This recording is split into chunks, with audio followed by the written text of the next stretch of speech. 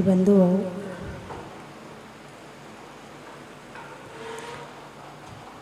स्निग्ध रुक्षत्वाद बंधा तत्वार्थ सूत्र के 5वें अध्याय का सूत्र है। क्या है? स्निग्ध रुक्षत्वाद बंधा। बंध कैसे होता है?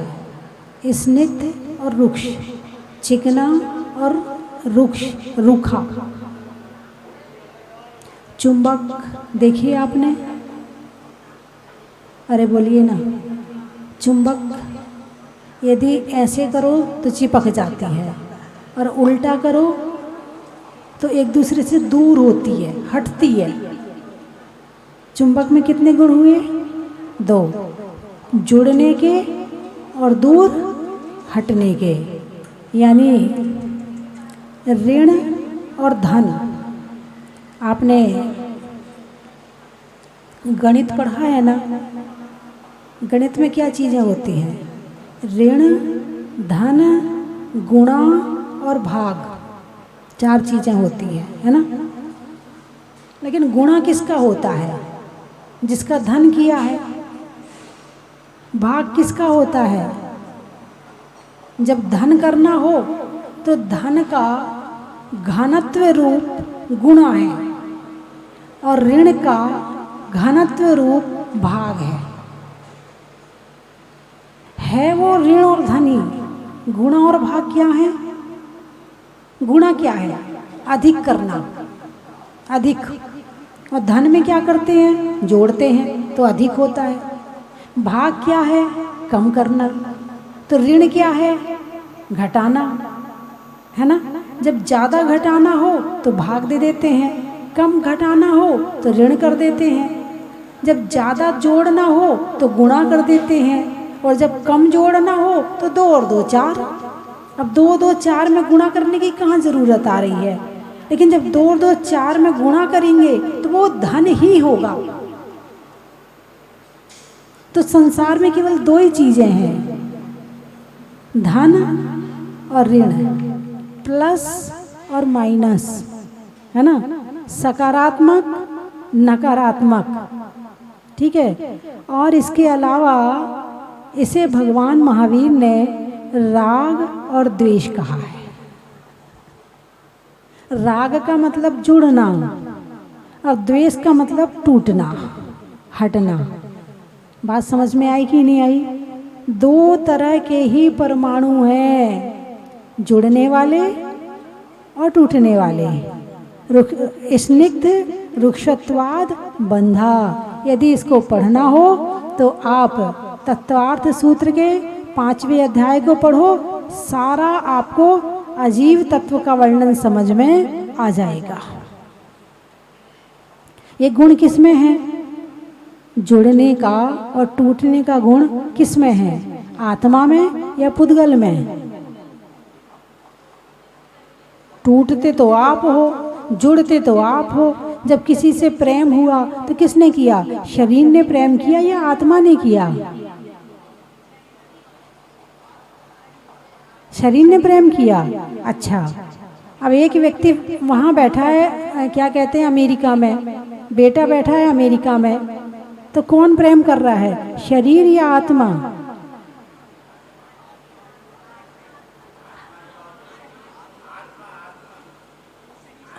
और ये गुण तो पुद्गल यानी शरीर का है, तो आत्मा कैसे कर सकती है ना? हमारी बहन जी कह रही शरीर ही करेगा, आत्मा नहीं करेगा। बिल्कुल, बहुत बढ़िया।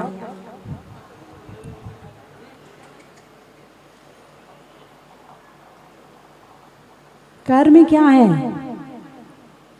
आत्मा में है या शरीर में लगते हैं? जब कोई काम हम करते हैं तो कर्म आते हैं। अब कर्म आते हैं तो किस में चिपकते हैं? शरीर में या आत्मा में? कहाँ चिपकते हैं?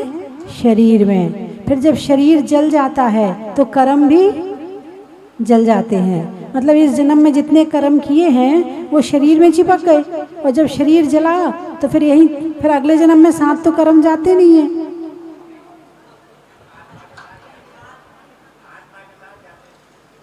भाई चिपकेंगे शरीर में तो फिर आत्मा के साथ कैसे जाएंगे? वो तो शरीर के साथ यहीं चल जाएंगे। हाँ, ये समझने वाली चीज है ना।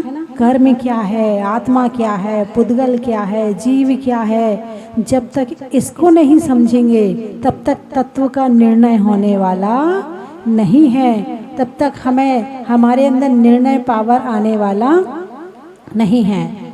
तो कर्म पुद्गल है और आत्मा जीव है, चेतन है। चेतन क्या है?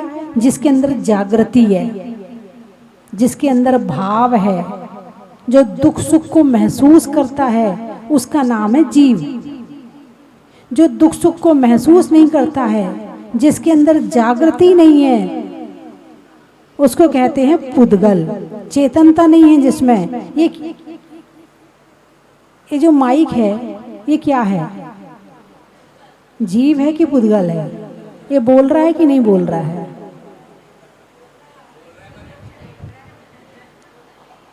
अरे बोलिए ना, ये माइक बोल रहा है कि नहीं बोल रहा है? मैं इसमें बोल रही है, आपको सुना रहा है कि नहीं सुना रहा है? ये जो सामने पारस चैनल का कैमरा लगा है, ये जीव है कि अजीब है? ये टीवी में दिखा रहा है कि नहीं दिखा रहा है? लाइव प्रोग्राम दिखा रहा है, मैं यहाँ बोल रही, वो वहाँ दिखा रहा है। तो चेतन तो जागृति है कि नहीं इसके अंदर में?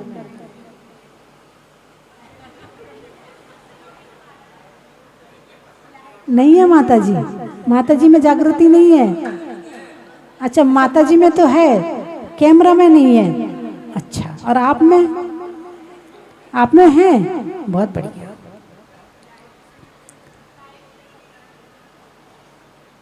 अब कैसे समझाऊं आपको? जब कोई भी कर्म करते हैं तो कर्म आता है। क्या आप दिन भर कर्म करते कि नहीं करते? ये भूमि कौन सी है? कर्म भूमि। कौन सी भूमि है? कर्म भूमि। यहाँ दिन भर कर्म करते हो कि नहीं करते हो? तो कर्म करने से कर्म आता है, कर्म करने से कर्म आता है, और कर्म है पुद्गल, स्थूल और सूक्ष्म। इसके दो भेद हैं। फिर इसके बाद और भेद कर दो इसको, सूक्ष्म स्थूल, स्थूल सूक्ष्म, सूक्ष्म सूक्ष्म, फिर सूक्ष्म स्थूल, फिर ऐसे करके इसके 6 भेद हो जाते हैं, है ना। हाँ, 6 भेद हो जाते हैं। जब इसके जब भंग बनाते हैं तो 6 भेद हो जाते हैं। तो जो सबसे सूक्ष्म है वो पुद्गल है, वो कर्म है। जो सूक्ष्म है वो कर्म है। जो 5वां भेद है वो कर्म है, यानी इतना सूक्ष्म है कि आँखों से दिखाई नहीं देता, और ये आत्मा के हर प्रदेश पर आकर चिपक जाता है। पुद्गल के नहीं, आत्मा के। जब आत्मा के हर प्रदेश में आकर चिपकता है, तो जब आत्मा इस जन्म से दूसरे जन्म में जाती है तो ये कर्म साथ जाता है। यदि ये कर्म शरीर से चिपके तो कितनी बढ़िया बात है, कुछ भी कर लो, यही सब छूट जाएगा। शरीर छूटा है वो भी छूट जाएगा। लेकिन नहीं, ये कर्म जो है आत्मा से चिपकते हैं। और इनके जो 4 भेद हैं, प्रकृति बंध, स्थिति बंध, अनुभाग बंध, प्रदेश बंध, और जब ये चिपकते तो इनमें चारों चीजें पड़ती हैं। और जब ये चारों होती हैं तो समय आने पर कर्म का फल आत्मा को मिलता है। कर्म किया कौन से शरीर ने? मनुष्य शरीर ने। किसने किया? मनुष्य शरीर ने। भोगा किसने? नारगी के शरीर ने। भोगा किसने? पशु के शरीर ने। लेकिन भोगा पशु के शरीर ने नहीं, जिस आत्मा ने किए थे उसी आत्मा ने भोगा। चाहे सुख हो और चाहे दुख हो, जब ये सूक्ष्म कर्म आत्मा से मिलते हैं तो आत्मा में जो हमारा भाव है वो विभाव बन जाता है। जैसा कर्म भाव करवाते हैं, यदि हमारा पुरुषार्थ जागृत ना हो तो हम वैसा ही भाव पैदा कर लेते हैं। केवल 2 ही की तो कहानी है, जड़ और चेतन। जग में जो कुछ देख रहे सब जड़ चेतन का खेल है। हम तुम तब तक बोल रहे हैं जब तक इनका मेल है। जब तक ये कर्म बुलवा रहा है ना तभी तक बोल पा रहे हैं। ये कर्म बुलवाए ना तो हम बोल नहीं पाएंगे। तो क्या बताया? धन ऋण, ठीक है, माइनस प्लस, ठीक है, और राग द्वेष, ये सब पर्यायवाची नाम है। गणित करते हो तो वहां धन और ऋण माइनस प्लस कह देते हो, और जब ये कर्म बनते हैं तो राग द्वेष कह देते हैं। तो सारे संसार में किसका खेल है? राग और द्वेष का खेल है। राग यानी चिपकना, राग यानी चिपकना, और द्वेष यानी टूटना। जैसे चुंबक में भी दो तरह का होता है ना, है? एक तरफ करो चिपक जाता है, उसको उल्टा करके लगाओ तो हटता है दूर। बस ये स्थिति जब आपका किसी से प्रेम होता है तो चिपकते हो, और जब द्वेष होता है तो हटते हो। दोनों स्थिति सहज नहीं है, दोनों स्थिति सामान्य नहीं है, दोनों स्थिति में हम नहीं हैं। हम यानी जीव कौन है? कर्म है। मुझे ये चीज़ बहुत अच्छी लगती है, मेरा उससे बड़ा प्रेम है। हम तो उसके बिना रह ही नहीं सकते हैं। हम उस चीज़ को खाए बिना नहीं रह सकते हैं, हम चाय के बिना नहीं रह सकते हैं, हम शराब के बिना नहीं रह सकते हैं, हम दूध के बिना नहीं रह सकते हैं। ये राग, ये अटैच हो रहे हो। क्या हो रहे हो? अटैच हो रहे हो। वो तो इतना बुरा लगता है, मैं तो देखती भी नहीं हूँ उसको। देख के तो मुझे उल्टी आती है, मुझे तो बिल्कुल पसंद नहीं है। मैं तो उसको बिल्कुल सामने नहीं आने देती हूँ। द्वेष क्या है? द्वेष। और दुनिया में जो सारे भेद हैं ना, वो सब इसी के भेद हैं, सब इसी के भेद हैं। राग करते हो तो भी याद आती है किसकी? जिससे तुम्हारा राग है। द्वेष करते हो, अरे बोलिए ना, तो भी याद आती है किसकी? जिससे तुम्हारा द्वेष है। जो अच्छा लगता है वो भी याद आता है, जो बुरा लगता है वो और ज़्यादा याद आता है। जब तक सिर में बाल हैं तब तक बालों की याद नहीं आती है। बाल बनाए और अपने चल दिए, और बाल झड़ने लगे, फिर देखो कैसे बार बार आईना झांक झांक के देखते हो। बार बार हाथ में बाल आते, इतने कम हो गए, ये तो पुच्छी निकल आई, ये तो बहुत कम हो गए, अब कौन सा तेल लें? अब ऐड देखोगे, हाँ लगता है यही वाला ठीक है। सर्च करोगे बाल झड़ने पे क्या करें। जब तक सिर पे बाल थे तब तक उतनी याद नहीं आई, और जब जाने लगे फिर याद आने लगे, और पूरे चले जाएं तो थोड़े दिन बाद फिर सेट हो जाते हो, फिर याद नहीं आती। अब तो है ही ऐसा, अब फिर उसे स्वीकार कर लेते हो। अरे बोलिए ना, जब झड़ते हैं तब बड़ी याद आती है, बार बार आईना देखा जाता है ना।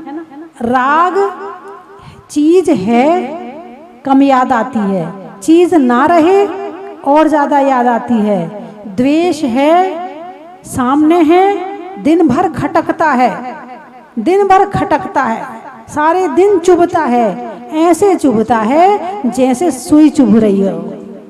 जो चीज़ तुम्हें खाने में पसंद ना हो और वो तुम्हें परोस दी जाए, अरे बोलिए ना, कैसा लगता? लौकी के अलावा कुछ नहीं है घर में बनाने के लिए, बस लौकी लौकी बना के रख देते हो।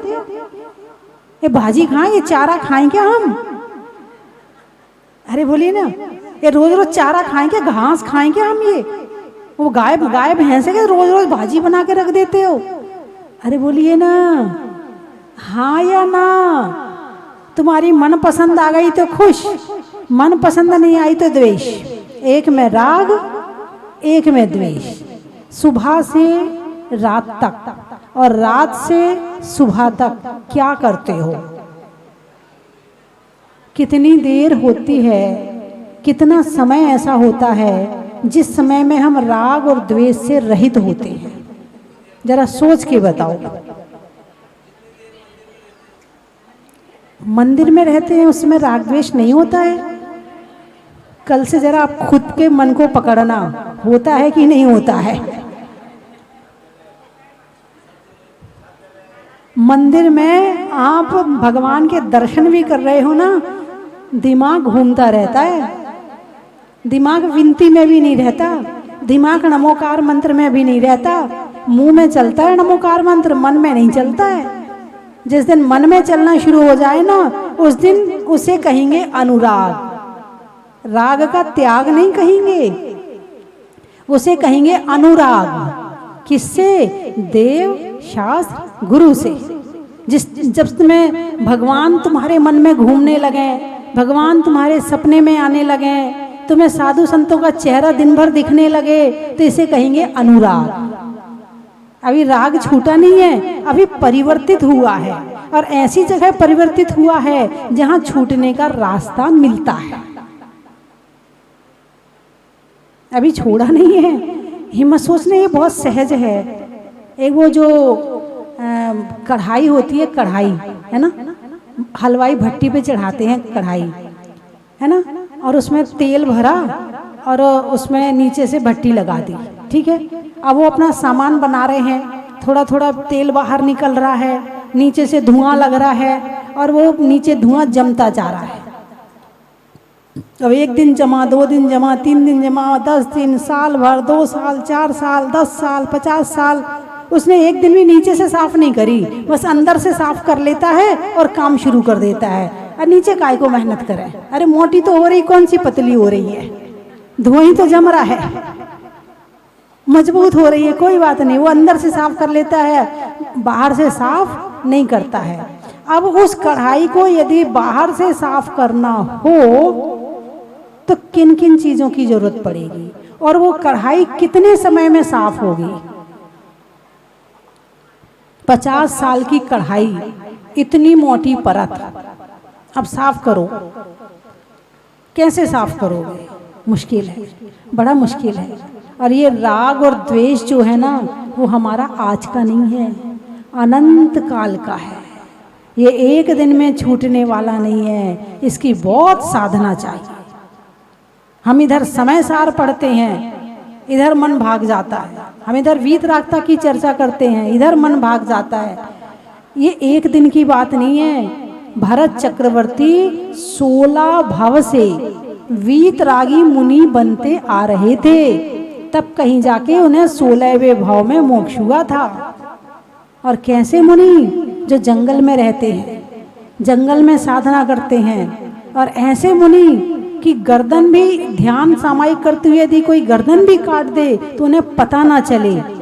ऐसे वीतरागी मुनि 16 भव तक बने थे, और यहाँ तो अभी डूबे पड़े हैं। अरे बोलिए ना, हैं? एक क्षण को भी याद नहीं आता कि हम राग कर रहे हैं, एक क्षण को भी ये याद नहीं आता कि ये राग छोड़ने योग्य है, ये द्वेष छोड़ने योग्य। एक क्षण को भी, क्षण क्षण जानते हो हैं? हमने एक हाथ यहाँ से यहाँ किया, इसमें कितना समय हो गया? इसमें असंख्यात समय हो गया। असंख्यात किसे कहते हैं? इकाई, दहाई, सैकड़ा, हजार, 10,000, लाख, 10 लाख, करोड़, 10 करोड़, अरब, 10 अरब, खरब, 10 खरब, नील, 10 नील, हैं? शंख, 10 शंख, पद में 10 पद में, और इससे भी आगे जो गिना ना जाए उसको कहते हैं असंख्यात।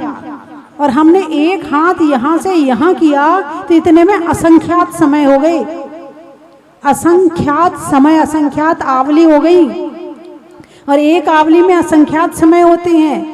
अब वो इतने टुकड़े कर दिए समय के, उनमें से जो सबसे छोटा टुकड़ा समय है, इतने समय के लिए भी हमें ये याद नहीं आता कि हम राग कर रहे हैं, ये छोड़ने योग्य है, हम द्वेष कर रहे हैं, ये छोड़ने योग्य है। इतने कम समय के लिए भी याद नहीं आता है।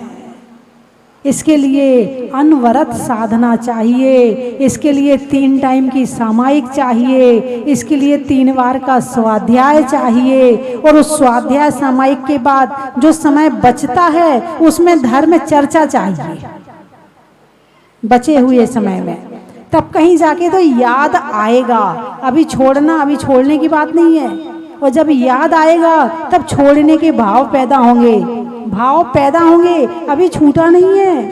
मैंने एक बार बताया था, एक बार एक बहन जी आई और मेरे से समय सार की चर्चा कर रही। समय सार में इस गाथा में ये लिखा, इस गाथा में ये लिखा, इस गाथा में ये लिखा। चतुर्मास का समय था, रक्षाबंधन का समय था, उनकी बेटी बाहर से ससुराल से आई हुई थी। अब वो सामने दरवाज़ा है, मैं ऐसे बैठी हूँ, वो ऐसे बैठी हैं, और एकदम दरवाजे पे उनकी नज़र गई। समय सार की चर्चा कर रही हैं और जैसे ही नज़र बेटी पे गई, माता जी मेरी बेटी अभी आई है। यानी हमें छत पर जाना हो तो एक एक सीढ़ियाँ चढ़नी पड़ती है, और जब वापस आना हो तो सीधे कूद जाते हैं। धर्म करने में एक एक पल मेहनत करते हैं, और जब हम वापस विभाव में आते हैं, संसार में आते हैं, तो एक साथ कूद जाती। इतनी स्पीड है हमारी वापस आने की। तो राग और द्वेष, रति और अरति, क्या कहा है नौकशाई में? रति और अरति, राग और द्वेष। संसार का कारण क्या है? यही तो है भाई, जो चाहो वही मिलेगा। ये मोटिवेशनल स्पीकर क्या कहते हैं? आप अंदर के भावों से जिस चीज को चाहोगे वो चीज आपकी तरफ आनी खिंचनी शुरू हो जाएगी। ऐसे कहते हैं ना, आपकी तरफ खिंचनी शुरू हो जाएगी, और एक दिन वो आ जाएगा कि जो चीज आप चाहते हो वो आपको मिल जाएगी।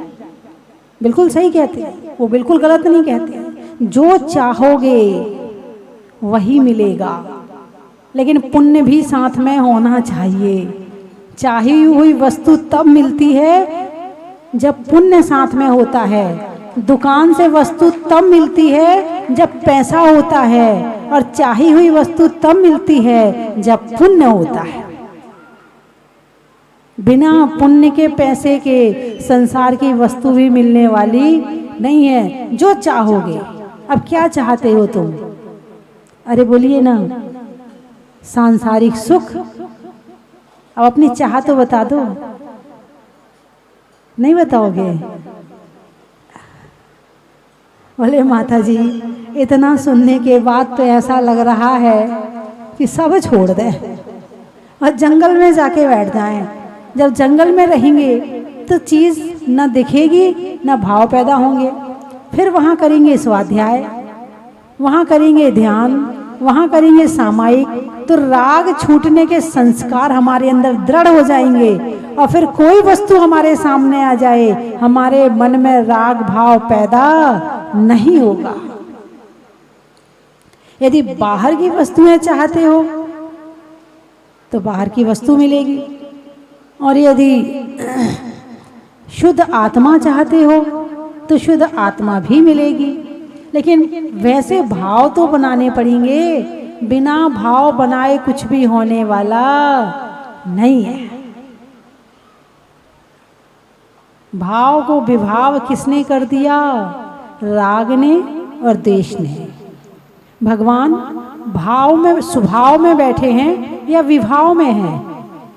स्व यानी आत्मा, आत्मा का भाव स्वभाव, विभाव यानी पुद्गल के कारण से जो हमारे भावों में परिवर्तन आया और बाहर से जुड़े हैं उसे कहते हैं विभाव।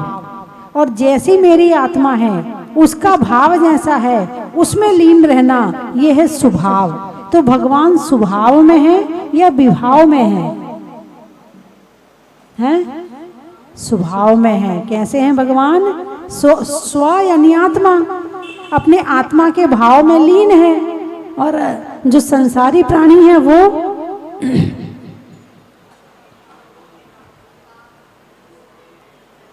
विभाव किसमें है? विभाव में हैं। बाहर के भाव विभाव। दिन भर किस में रहते हो? विभाव में। दिन भर क्या करते हो? घटाना और जोड़ना, प्लस और माइनस, यही करते हो। या तो जुड़ते हो या टूटते हो, या राग करते हो। कितनी चीजों से करते हो? कुछ नाम गिना सकते हो आप? कितनी चीजों से राग है और कितनी चीजों से द्वेष है? आपको कौन सा कलर पसंद है? आपको कौन सा कलर पसंद है? नीला कलर। अच्छा, बहुत बढ़िया। समझ गए आप? कुछ समझे नहीं समझे? यदि नीला पसंद है तो बाकी कलर से द्वेष। एक से राग हो गया और बाकी से द्वेष हो गया, स्वाभाविक है। यदि एक से जुड़े हो तो 5 से टूटे हो। और तुम्हें कोई लाल कलर लाके रख दे, क्या है ये भी कोई कलर है क्या? लो, हो गया द्वेष। यही है ना? कपड़ों से, खाने से, मकान से, लोगों से, सोने चांदी से, हीरा मोती पन्ना माणिक से, हैं? यानी संसार की जितनी वस्तुएं हैं, एक लिस्ट तैयार करना, कितनी चीजों से राग है और कितनी चीजों से द्वेष है। अच्छा, 2 चीजें हैं, राग और द्वेष, ठीक है? इसमें से एक ले लो, एक ले लो। या तो रागी राग करेंगे या द्वेषी द्वेष करेंगे, इनमें से एक ले लो।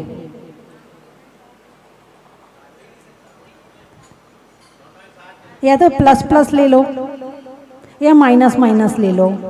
क्या ले रहे हो बोलो?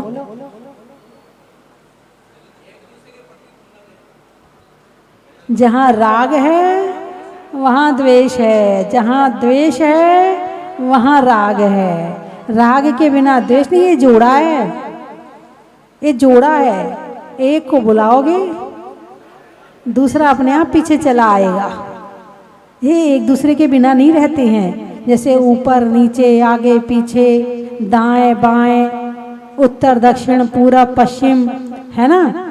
ऐसे ही ये जोड़ा है, राग और द्वेष। धूप और छाया।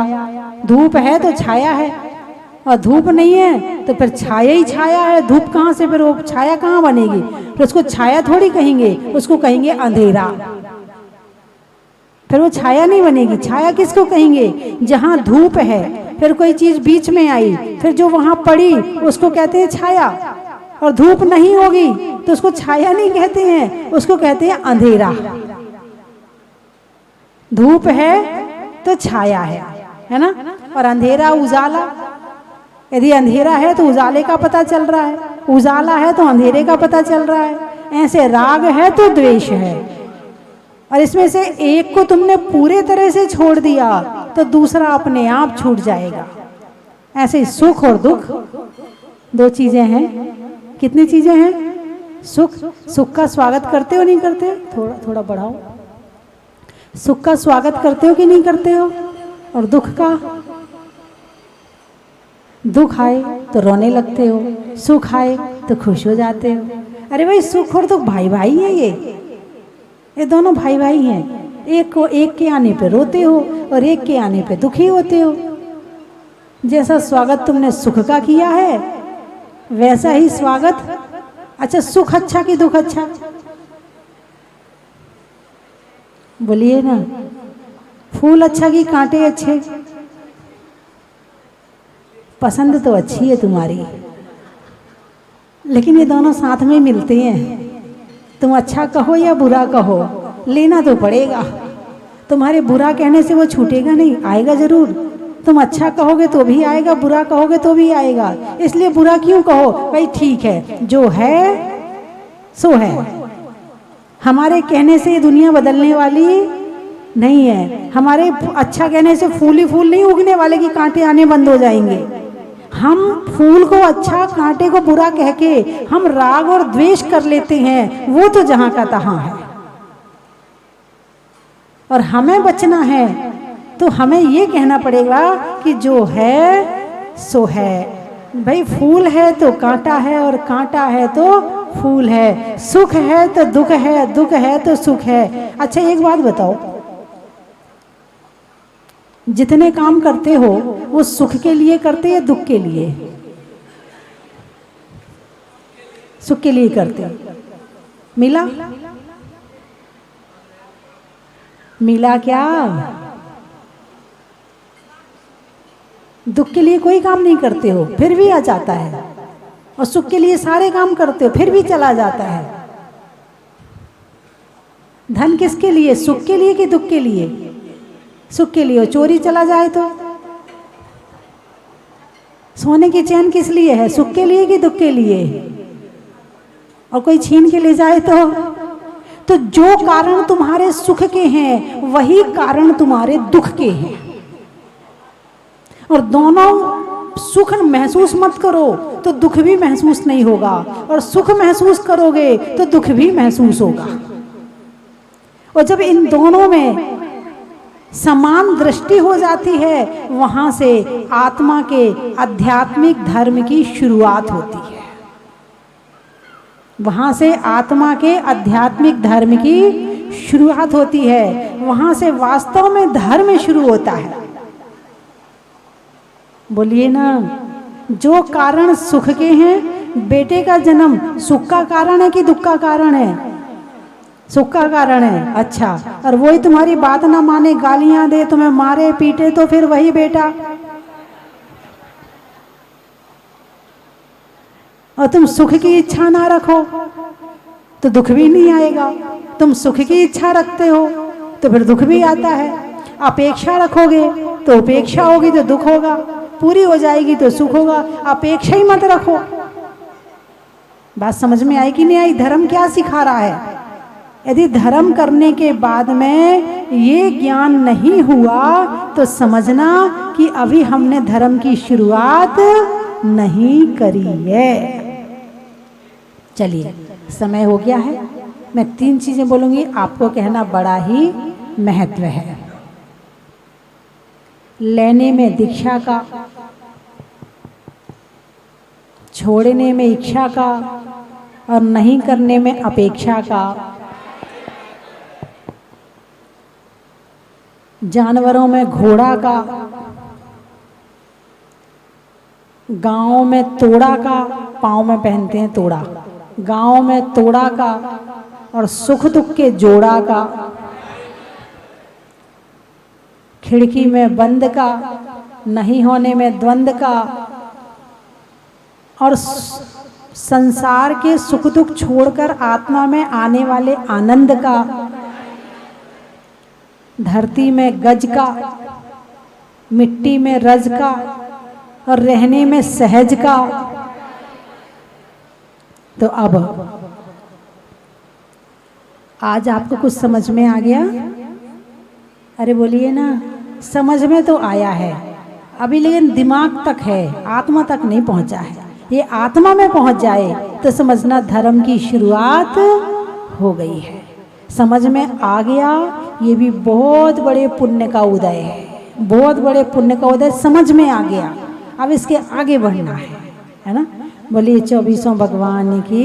अब आपको आपके पंडित मुझे सुभाषिस से अतिशय क्षेत्र केशवराय पाटन, जो कि राजस्थान प्रांत के हाड़ौती क्षेत्र में स्थित है और लगभग 2500 वर्ष प्राचीन भगवान मुनीश्वरनाथ नाथ जी की जिन प्रतिमा विराजमान है, ऐसे अतिशयकारी प्राचीन जिन मंदिर का क्षेत्र का निर्माण पूज्य माता जी के शुभाशीष से हो रहा है। बंधुओं, आप सभी भी इस जीर्णोद्धार के कार्य में जुड़ करके पुण्य कमाने का सौभाग्य प्राप्त कर सकते हैं। पूज्य माता जी कहती हैं कि ऐसे अति प्राचीन क्षेत्रों का जीर्णोद्धार करना भी हमारी जिम्मेदारी है और उनका संरक्षण करना भी हमारी जिम्मेदारी है। आप सभी इस जीर्णोद्धार के कार्य से जुड़ करके पुण्य लाभ ले सकते हैं। जीर्णोद्धार के प्रथम संरक्षण श्रोमणी रत्न संरक्षक श्रोमणी के रूप में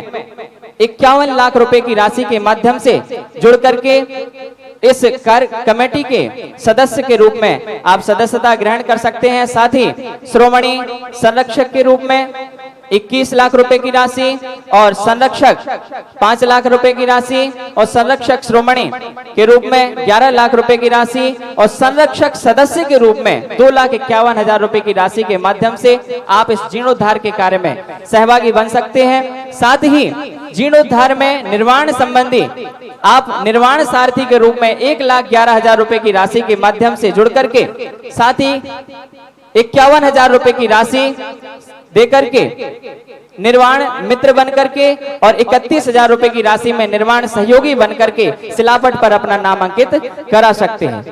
12 जुलाई को पूज्य माताजी के सानिध्य में इस प्राचीन तीर्थ क्षेत्र का शिलान्यास होने जा रहा है। मैं आप सभी को तीर्थ क्षेत्र कार्यकारिणी कमेटी की ओर से इस क्षेत्र के लिए आमंत्रित करता हूं कि आए और इस ऐतिहासिक शिलान्यास में सम्मिलित होकर के एक शिला अपने परिवार के नाम से, अपने बच्चों के नाम से स्थापित करके उस शिलान्यास के ऐतिहासिक पल के साक्षी बने।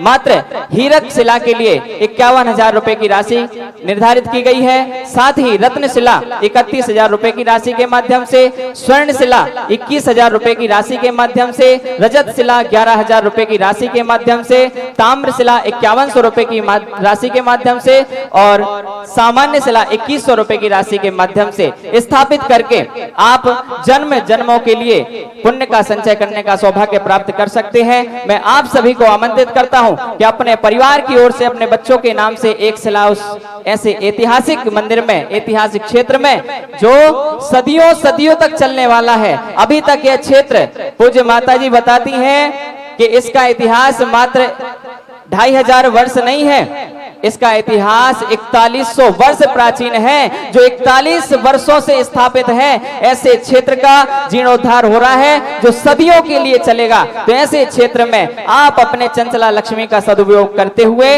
अपने लक्ष्मी का सदुपयोग करें और एक शिला उसमें अपने परिवार के नाम से स्थापित करें और भवों भवों के लिए पुण्य कमाने का सौभाग्य प्राप्त करें और ये पुण्य हमें सिद्ध शिला तक ले जाएगा। ऐसे इस पुण्यशाली कार्य में सहभागी बनने का सौभाग्य प्राप्त करें। इन्हीं मंगलमयी भावना के साथ बोलिए गणनी आर्का रत्न 105 स्वस्ति भूषण माता जी की जय। जो हमें स्वीकृति प्राप्त हुई है, मैं उनके नाम बताना भूल गया, मैं एक बार उनका भी उद्घोषणा कर दूं। परम संरक्षक रत्न श्रोमणी के रूप में हमें किशोराय पाटन के समाज श्रेष्ठी श्रीमान नरेंद्र कुमार जी गंगवाल, संजय जी गंगवाल के परिवार वालों ने 51 लाख रुपए की राशि की स्वीकृति प्रदान की है। बहुत बहुत अनुमोदना। और श्रीमती आशा जी, जितेंद्र जी, अरुण जी, रवि जी शाह परिवार किशोराय पाटन ने 21 लाख रुपए की घोषणा की थी, उनकी भी बहुत बहुत अनुमोदना। साथ ही सालेश जी कोटा वाले, उनकी ओर से 11 लाख रुपए की घोषणा हुई, उनकी भी बहुत अनुमोदना। और हमारे क्षेत्र के अध्यक्ष श्रीमान गुलाब चंद जी की ओर से 5 लाख रुपए, विनोद कुमार जी टोडी परिवार कोटा वालों की ओर से 5 लाख रुपए, डॉक्टर राजेश जी जैन तलवंडी कोटा वालों की ओर से 5 लाख रुपए, टीकम चंद जी, उत्तम चंद जी बाष्टा वाले कोटा वालों की ओर से 5 लाख रुपए, रमेश चंद जी, महेंद्र चंद जी कोटा वालों की ओर से 5 लाख रुपए, भूपेंद्र जी कोटा वालों की ओर से 5 लाख रुपए, श्रीमान रमेश चंद जी बॉम्बे वाले 5 लाख रुपए और श्रीमान रमेश चंद जी ठोलिया परिवार जयपुर वालों की ओर से 5 लाख रुपए की घोषणा हुई है। और ये सभी हमारे, बाकी इसके बाद घोषणा कल करेंगे। ये सभी हमारे जो हैं आजीवन कमेटी में सदस्य रहेंगे। इनके बहुत बहुत अनुमोदना। सभी का द्रव्य लगे, सभी को ऐसा महसूस होना चाहिए कि क्षेत्र हमारा है, हमने भी इसमें पुण्य कमाने का सौभाग्य प्राप्त किया था। टीवी के माध्यम से हमारे चैनल पर, टीवी स्क्रीन पर नंबर चल रहे हैं, उनके माध्यम से आप हमें फोन करके अपनी स्वीकृति प्रदान कर सकते हैं और इस पुण्य कार्य में सहभागी बनने का सौभाग्य प्राप्त कर सकते हैं। वंदे मातरम।